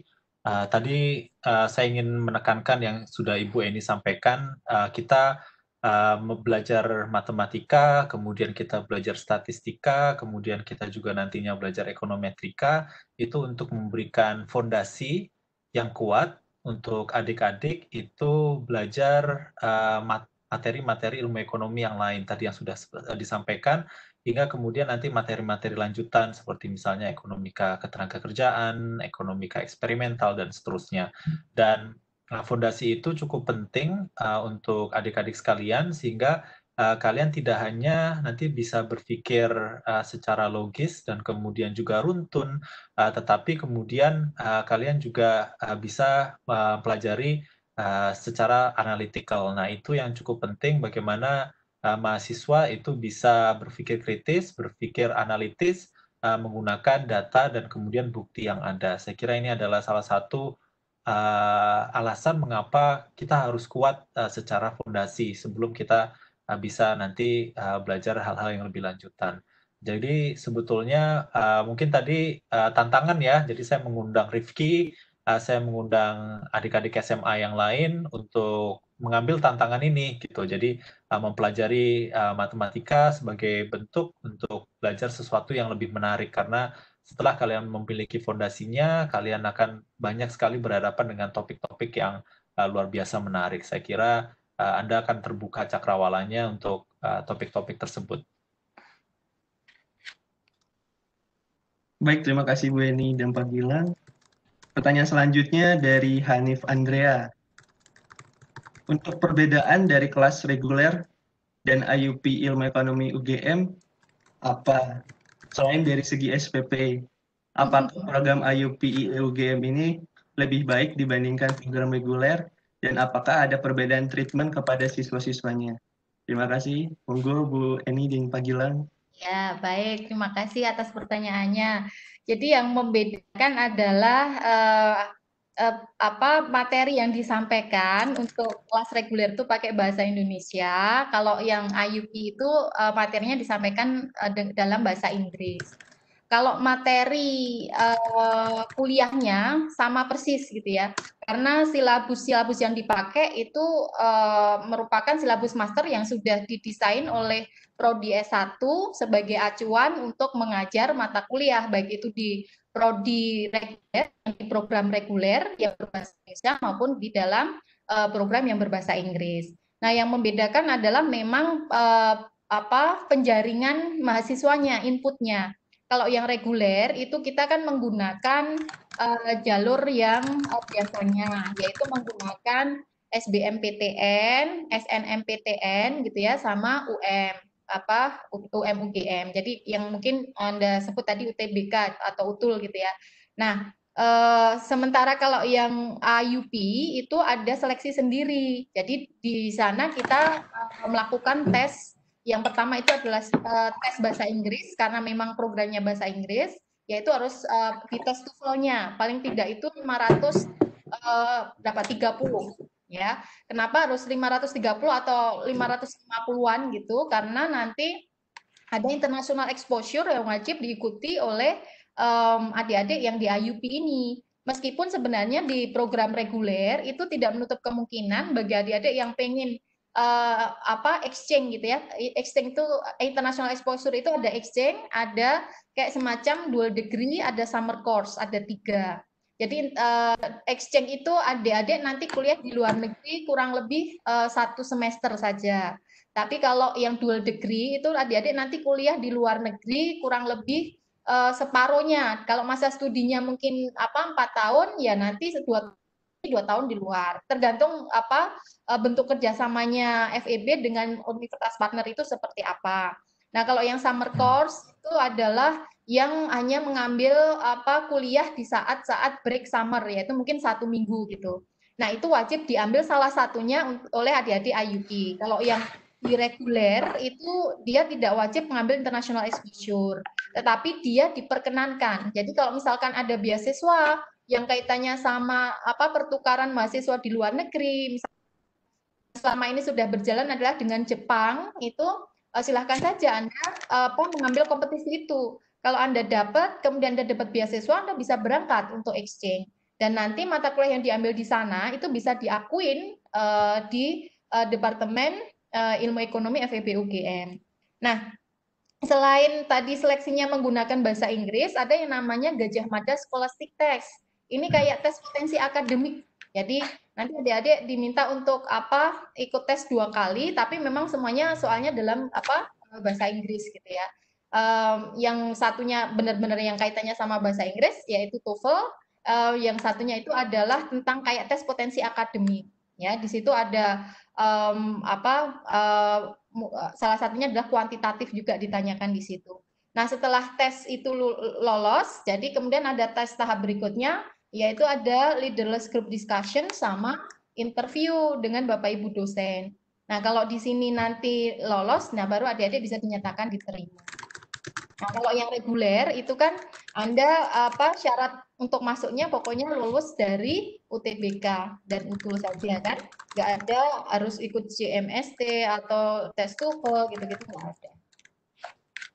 Ya.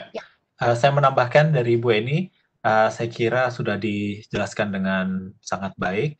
Saya kira selain yang kesempatan akademik yang sebetulnya more or less sama, tapi juga ada tentunya perbedaan terkait dengan exposure internasional, tetapi kalian juga memiliki kesempatan untuk bergabung pada kegiatan kemahasiswaan yang sebetulnya juga sama. Jadi mungkin nanti Ivan bisa bercerita dan juga teman-teman Himiespa di sini bahwa sebetulnya mahasiswa dari program reguler dan kemudian program IUP itu bersinergi untuk melakukan berbagai macam kegiatan yang ada di kampus khususnya yang terkait dengan ilmu ekonomi.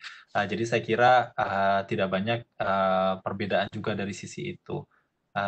Mungkin tambahannya dari saya itu.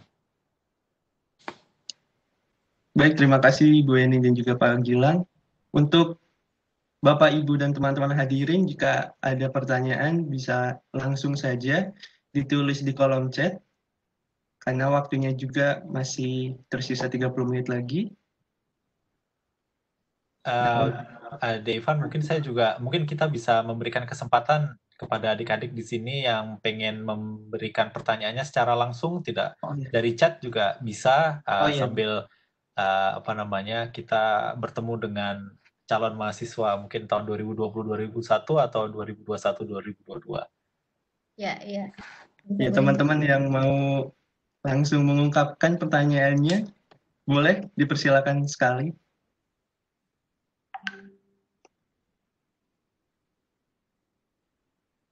Mungkin sebelum itu ada pertanyaan juga dari Andika Haryo Sasongko. Apakah ilmu ekonomi UGM memberikan exposure tentang pasar modal? Mungkin Bu Eni, Pak Gilang bisa menjawab. Ya, terima kasih. Kalau pasar modal itu sebenarnya secara detail itu lebih banyak diberikan di manajemen, konsentrasinya manajemen keuangan ya. Jadi kalau Anda pengen belajar mengenai pasar modal dengan mendalam gitu, mungkin pilihan Anda kami arahkan ke manajemen, nanti belajar di konsentrasi manajemen keuangan. Kalau di ilmu ekonomi kan lebih kepada konsentrasi ilmu ekonomi moneter, ilmu ekonomi internasional seperti itu gitu ya, yang kaitannya sama pengambilan keputusan. Ya, menambahkan dari Ibu Eni, jadi karena kami di sini ilmu ekonomi, tentunya nanti adik-adik mahasiswa, adik-adik siswa SMA yang akan masuk ke program kami, memang akan banyak mengambil mata kuliah ilmu ekonomi, tetapi tidak tertutup kemungkinan untuk mahasiswa itu mengambil kuliah-kuliah pilihan dari misalnya program studi manajemen atau program studi akuntansi yang menarik buat mereka. Jadi kalau misalnya kalian tertarik dengan pasar modal, kalian tadi bisa mengambil manajemen keuangan seperti yang sudah disampaikan Ibu Eni. Kalian juga bisa mengambil mata kuliah teori portofolio dan analisis investasi yang kalau tidak salah ditawarkan oleh akuntansi. Jadi saya kira tetap terbuka untuk teman-teman mengambil mata kuliah untuk pasar modal terkait di program studi yang lainnya. Seperti itu. Sebagai pilihan tentunya. Baik, terima kasih Bu Eni juga Pak Gumilang atas jawabannya. Masih kita tunggu pertanyaan dari teman-teman sekalian, karena waktunya juga masih banyak rupanya. Ya, saya kira ya kami mengundang untuk adik-adik ya untuk bertanya. Kenapa? Karena saya kira ini kesempatan yang baik pada saat saya waktu itu SMA kelas 3 di semester 1 itu ya.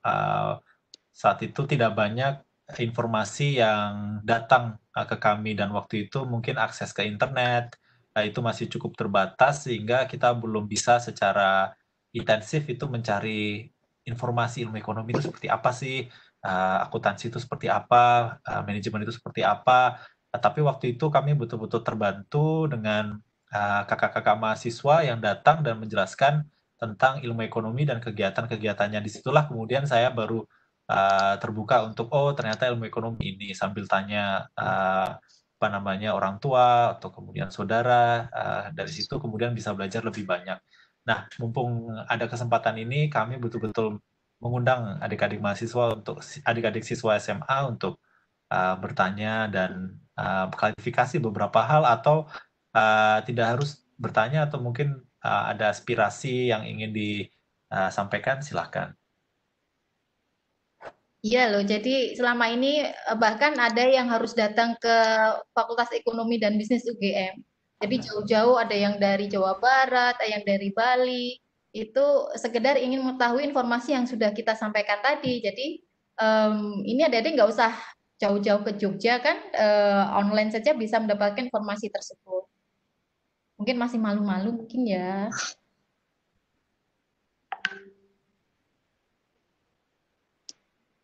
Baik, sudah ada pertanyaan lagi. Mungkin ya di kolom chat dari Fikri. Selamat malam Bapak dan Ibu. Izin bertanya, untuk sebaran alumni Ilmu Ekonomi UGM sebagian besar bekerja di mana? Apakah UGM memiliki relasi dengan perusahaan-perusahaan tertentu dalam penjaringan tenaga kerja? Baik. Ya, terima kasih pertanyaannya untuk Fikri ya. Kaitannya sama alumni, kita melakukan yang namanya tracer studies, yaitu penelusuran alumni dari ilmu ekonomi yang sudah lulus dan posisinya sekarang ada di mana. Dan sebarannya cukup merata, tidak hanya bekerja di pemerintahan saja seperti yang tadi di awal-awal saya adik-adik sudah isi ya. Memang betul di situ ada di BI, di perbankan, kemudian di Kementerian Keuangan, di Kementerian BUMN, tapi tidak sedikit juga yang mereka punya perusahaan-perusahaan sendiri. Bahkan ada juga yang bekerja di lembaga-lembaga internasional seperti ADB, World Bank, itu banyak sekali juga alumni-alumni yang ada di sana. Jadi jaringan alumni yang sudah bekerja itu menyebar ke berbagai lembaga atau instansi selain pemerintahan, perusahaan swasta, bahkan mungkin lembaga-lembaga internasional. Ya, menambahkan Ibu Eni, dan ini juga salah satu alasan kenapa kalian harus belajar di ilmu ekonomi UGM, itu adalah kami juga membuka kesempatan kepada mahasiswa, nanti mereka misalnya masuk tahun ketiga atau mereka tahun keempat, itu untuk mengikuti program magang atau internship. Dan kami, baik Fakultas Ekonomi dan Bisnis secara umum, itu memiliki kerjasama dengan berbagai lembaga yang ada di Indonesia. Misalnya internship di LPS, atau kemudian internship di Bank Indonesia, atau kemudian internship di perusahaan lembaga penelitian, atau kemudian perusahaan-perusahaan multinasional. Nah, saya kira ini kesempatan baik untuk adik-adik untuk belajar bagaimana sih bekerja di suatu perusahaan, atau kemudian bekerja di suatu lembaga penelitian, sehingga kalian bisa mendapatkan kesempatan untuk bekerja dan aktualisasi apa saja yang sudah kalian pelajari di ilmu ekonomi. Dan kesempatan itu betul-betul terbuka nantinya kepada adik-adik mahasiswa, dan itu menjadi salah satu bagian dari pembelajaran kalian ke depan. Selain itu, kesempatan magang itu juga sebetulnya bermanfaat kepada lembaga-lembaga tersebut. Mengapa? Karena mereka dari awal sudah bisa mengidentifikasi talenta. Jadi kalau kemudian Anda magang di sana, Anda menunjukkan talent, maka kemudian mereka tidak segan lagi nanti kalau kemudian Anda sudah lulus, mereka kemudian hire Anda untuk bekerja. Dan ada beberapa kasus mahasiswa masuk ke dalam perusahaan dengan jalur tersebut. Nah, saya kira kesempatan berharga tersebut yang kami coba untuk tawarkan di luar kelas menjadi sesuatu yang bisa kalian pertimbangkan untuk memilih ilmu ekonomi UGM.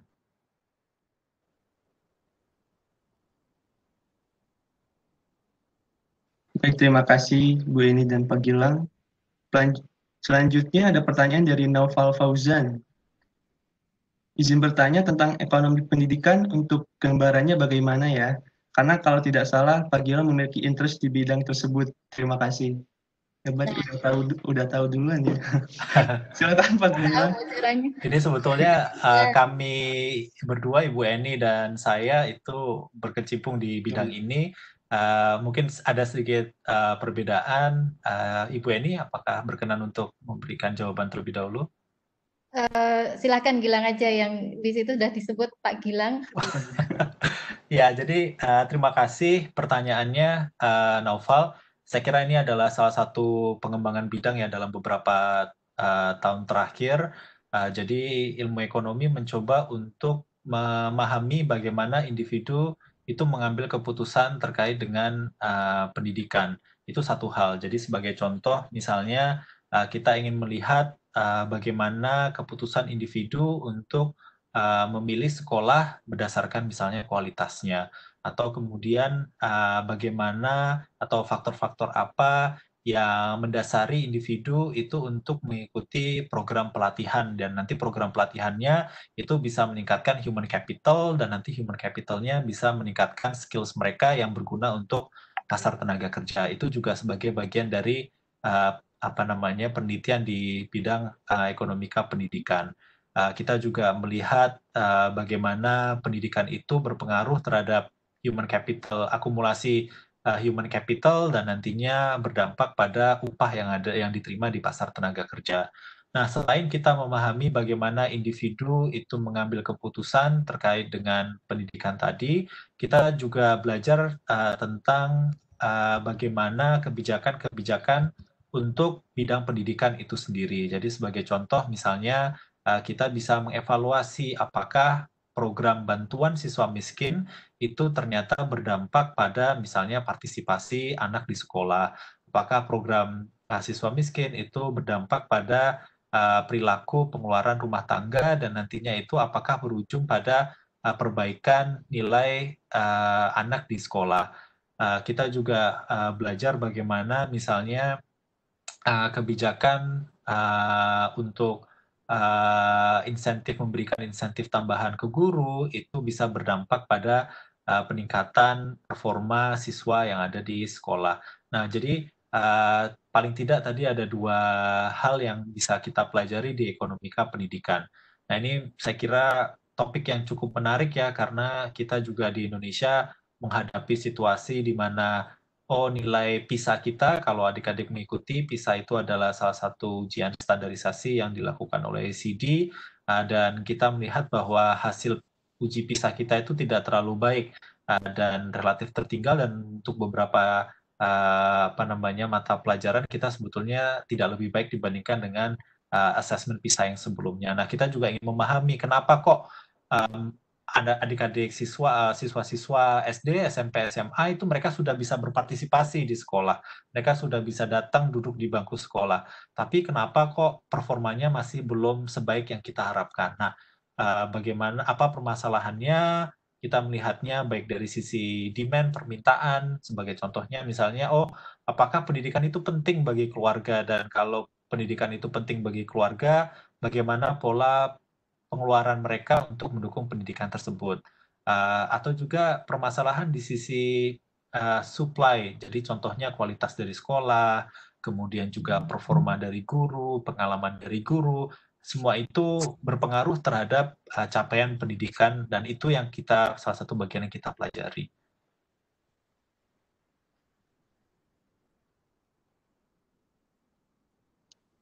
Baik, Bu Eni, apa ada tambahan mungkin? Saya kira cukup ya, udah panjang lebar tadi. Baik, terima kasih.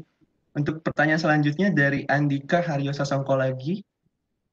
Bagaimana gambaran dari ekonomi kriminalitas? Nah, mungkin Pak Rimawan mungkin yang bisa menjawabnya. Tapi mungkin Pak Gumilang atau Bu Eni bisa menjawab pertanyaan dari ekonomi kriminalitas. Silahkan Ibu Eni.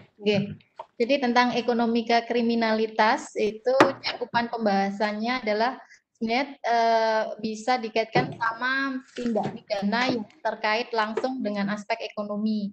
Jadi misalnya kayak korupsi, pencucian uang, fraud gitu ya. Namun ekonomika kriminalitas ini juga bisa dikaitkan dengan berbagai tindak kejahatan konvensional lainnya gitu ya. Mungkin perlu diketahui juga bahwa Departemen Ekonomi juga punya database korupsi. Jadi ini baru satu-satunya yang ada di Indonesia gitu. Mungkin bahkan di beberapa universitas di luar juga belum punya gitu. Nah, ini karena uletnya Pak Rimawan gitu ya, beliau dalam mengumpulkan data-data terkait sama korupsi yang kemudian dikumpulkan, akhirnya kita bisa ada database korupsi, dan itu sangat berguna sekali untuk analisis atau studi atau riset gitu ya di ekonomika kriminalitas. Silakan Pak Gilang kalau ingin menambahkan. Nah, ini ahlinya sudah muncul, Sudah jadi muncul. kita serahkan. Silakan Pak Rimawan jika ingin menjawab pertanyaannya. Ya, terima kasih. Jadi kalau tadi sudah dijelaskan oleh Bu Eni dan Pak benar. Jadi sebenarnya itu ekonomika kriminalitas itu turunannya dari law and economics, jadi hukum dan ekonomi. Jadi bagaimana teori ekonomi itu melihat fenomena hukum, tapi dari kacamata ekonomi. Nah, hukum itu kan ada dua, ada hukum pidana, hukum perdata, dan juga ada hukum bisnis macam-macam. Nah, tapi kalau di crime economics itu kita hanya fokus pada masalah kejahatannya saja. Ini kejahatan sebenarnya, meskipun kita lebih mudah ya kalau menganalisis dari sisi kejahatan ekonomi. Nah, kalau di Indonesia kita lebih banyak memang untuk fokuskan untuk organized crime, jadi bisa termasuk IUUF, apa itu namanya, pencurian ikan ya, pencurian ikan, pembalakan liar, kemudian penyelundupan, perdagangan manusia, perdagangan penyelundupan narkoba, korupsi, pencucian uang, itu yang kita banyak kumpulkan dan termasuk database-nya, karena database di Indonesia cukup lengkap dan kita hidup di negara yang alhamdulillah dari sudut data untuk kriminalitas itu kita cukup terbuka, terutama dari MA, dan ini sangat wonderful sekali, hal yang impossible diperoleh di negara lain, kita datanya ada. Jadi mungkin insya Allah nanti akhir Juli itu data wave kelima dari database korupsi akan publish, ada sekitar 4.000 terdakwa di situ yang akan menjadi database kita terbaru. Itu dari 2001 sampai 2019. Terima kasih. Terima kasih Pak Rimawan. Pertanyaan selanjutnya dari Meliana Nur. Saya tertarik dengan cabang ilmu ekonomi yang tadi sempat dibahas, yaitu teori permainan. Seperti apa gambaran cabang tersebut dan bagaimana penerapannya di sektor pekerjaannya nanti. Terima kasih. Ini ahlinya masih sama ini. Iya Pak Rimawan, rupanya ya. Iya. Silakan mungkin Pak Rimawan. Terima kasih. Jadi ekonomika permainan ini kita menganalisis ya. Jadi semua yang terkait dengan interaksi antar dua individu atau lebih, maka kita menggunakannya sebagai teori permainan. Lalu dari permainan ini bagaimana nih cara analisisnya? Ya, analisisnya kita menggunakan tadi persamaan matematis tadi yang sudah dijelaskan oleh Pak Gilang. Jadi kayak modeling. Jadi seringkali kita membangun game itu tanpa data, tidak perlu data. Jadi selama kita mengetahui fenomenanya, maka kita akan bisa memodelkan hubungan itu, pola hubungan itu. Nah, ini banyak hal yang bisa dilakukan, bahkan analisisnya bisa macam-macam. Jadi misalkan kenapa sih kalau di Jogja ini ada namanya Trans Jogja, kalau di Jakarta ada Transjakarta. Mengapa kontrak Transjakarta atau Trans Jogja itu adalah kontrak yang paling efisien untuk dan paling bagus untuk public transport ya, dibandingkan kalau misalkan setoran gitu. Itu bisa dianalisis, itu bisa dianalisis. Lalu mengapa Indonesia ini lalu gini, misalkan dulu ada proposal terkait dengan para politisi mengusulkan bahwa kalau pemilu itu pemilu tidak langsung aja, milih pilkada itu calon kepala daerah itu menggunakan pilihan tidak langsung gitu. Nah, itu bisa diketemukan kemudian dampaknya, dan ternyata dampaknya jauh lebih besar daripada kalau menggunakan, lebih buruk daripada kalau menggunakan pilihan langsung. Nah, itu bisa diteliti gitu. Nah, pola-pola seperti itu bisa dilakukan dengan menggunakan modeling matematis tadi, seperti yang dikatakan Pak Gilang dan Bu Eni, dan itu bisa dilakukan. Dan itu kami tawarkan mata kuliahnya di UGM, dan kembali lagi UGM menjadi yang pertama mengajarkan game teori itu sejak tahun 2001. Itu Pak Jamli pertama yang dulu mengajarkan. Terima kasih. Terima kasih Pak Rimawan. Mungkin dari Bu Eni atau Pak Gilang ada tambahannya? Saya cukup, sudah dari pakarnya.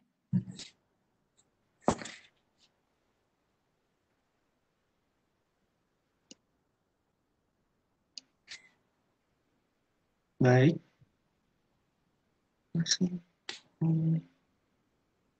Tidak ada pertanyaan lagi ya. Atau mungkin satu pertanyaan terakhir mungkin, karena waktunya masih ada. Satu pertanyaan terakhir dan juga kita akan mengakhiri sinarku pada malam hari ini. Mungkin dipersilakan buat teman-teman sekalian.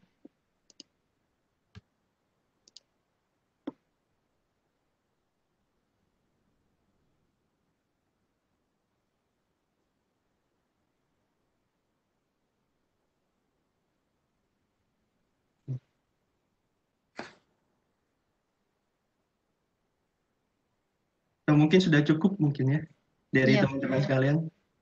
Oke, baik. Kalau begitu, terima kasih atas sharing tanya jawabnya antar hadirin sekalian. Terima kasih juga untuk Bu Eni, Pak Gumilang yang telah memberikan materi dan juga sharing-sharing kepada teman-teman sekalian. Terima kasih juga Pak Rimawan atas tambahannya. Baik, sebelum mengakhiri, alangkah lebih baiknya kita baca doa agar Sambangi ini berkah terus, semoga. Dan juga tunggu untuk teman-teman sekalian, akan ada sesi-sesi selanjutnya tentang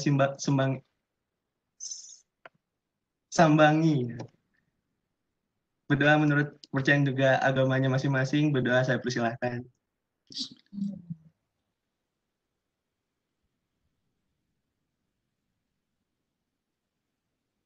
Baik, berdoa dicukupkan. Saya moderator Iva Maulana, selaku Sekjen HIMISP juga. Bagi teman-teman yang penasaran HIMISP itu apa, monggo daftar ilmu ekonomi dan kita juga siap menghimpun di HIMISP. Baik, begitu saja mungkin sambangi pada malam hari ini. Terima kasih untuk Bapak Ibu sekalian. Terima kasih teman-teman sekalian. Saya Iva Maulana moderator. Pamit undur diri. Wassalamualaikum warahmatullahi wabarakatuh. Waalaikumsalam. Terima kasih. Terima kasih Pak. Terima kasih semuanya. Terima kasih semuanya sudah hadir. Sehat.